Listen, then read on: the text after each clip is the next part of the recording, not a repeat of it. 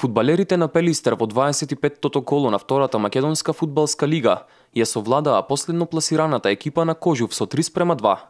Битолчани кои го проследија овој надпревар имаа доста што да видат, но може да се каже само во првото полувреме. Пелистер својата прва шанса да го отвори резултатот ја имаше уште во 7-та минута кога Марковски изби сам пред голот на гостите, но по реакцијата на голманот Соколов, топката заврши во гредата.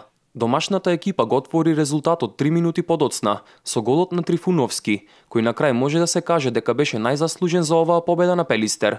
Истиот играч во 15-тата минута повторно шутираше кон голот на гостите, но овој пат само во дирекот. Гостинските фудбалери се консолидираа по примениот гол, па така во 23-тата минута Штериов постигна вистински еврогол, па така го израмнија резултатот на 1:1. 4 минути подоцна, гостите останаа со играч помалку, па таа предност пелистерци ја искористија на истегот на 37-та минута, кога повторно стрелец беше Трифуновски, кој со лоп удар го совлада Соколов. Пелистер можеше да замине со уште поубедлива предност на полувремето, но ударот на Ристе Марковски повторно заврши во дирекот од голот на Кожув.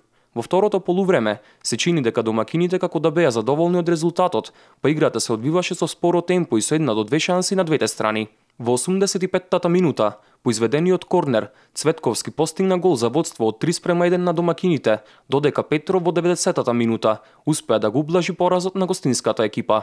Во наредното коло на 7 мај, екипата на Пелистер гостува кај љубанци во предпоследното коло од втората македонска фудбалска лига.